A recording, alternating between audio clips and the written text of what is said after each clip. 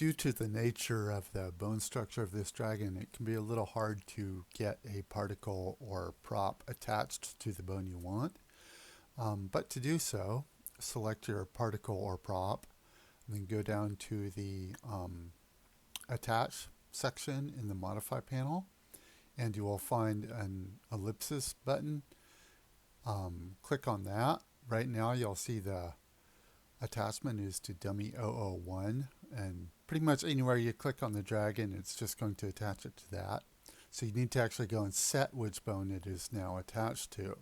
So I'm going to click on the ellipsis, and it will open this window with a list of all the dragon parts. And the dragon root is the skeleton. And so unfortunately we cannot resize this window, so you just have to kind of scroll through it. And if I look through here, I can see there's all kinds of subsets to all the different bones. And look for one that is not the leg or the body or something. You're going to want something that looks like it's the head. And you just have to go and look through it. That's pretty much the only way. There's some dragon spines, so that looks like it's getting closer. Dragon arms are not getting closer.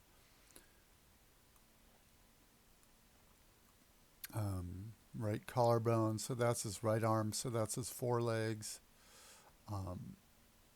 Dragon wings. There's an awful lot of bones to this dragon to go and find. And here we have dragon jaw. So I think I found here English dragon head. And so I'm going to click on that, and I'm going to click on position. And you'll see it's now moved the particle, and it should be in his head now. I'm just going to leave it there. I think that's good. Okay, now I'm going to go ahead and simulate the particle to see what it's doing. And it's blowing out the back of his head. So it actually needs to be rotated 180. So I'm going to turn off the simulation and use the rotate gizmo and rotate this around. So I think I want it 180. Something like that. And I probably could do better if I used the numeric settings. And so I have rotated it to negative 90. Let's square this up. And it looks like it probably should be about 0 is my guess. It's a little over 360, so I'm going to put that at 0. And then this one looks like it's at 180, so I'm going to go ahead and set those for my rotations, and then I'll go ahead and try the effect again and see what it does. Okay, that's blowing out sideways, so that's not quite right. Now I'm just going to go and use my gizmo.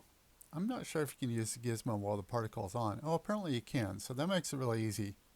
Alright, so just go ahead and line your particle up. Oh, yeah, it looks pretty good. Okay, and then I'm going to rotate my scene, and I can see it needs to aim down a little bit.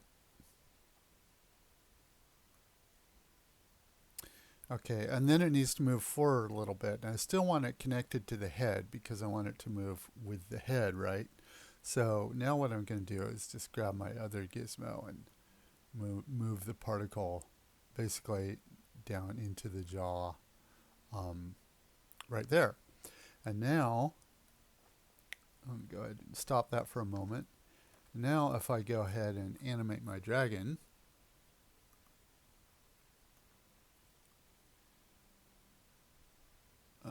let's find a perform. Let's use maybe a walk motion. You can see the particle is now attached to where I attached it. Let's go back a little bit so you can see the whole thing. Okay, so there's my dragon. He's going to walk forward blowing fire. And there we go. Okay, so the trick to it, and now I'm going to go find my particle again, is to make sure that the particle is attached to the English dragon head bone by clicking on the ellipses here. And then you can click the position to get it oriented quickly. You can also click on position and rotation, but you'll likely have to be adjusting it anyway, so I usually just do position. So there you go. I hope that helps you find it.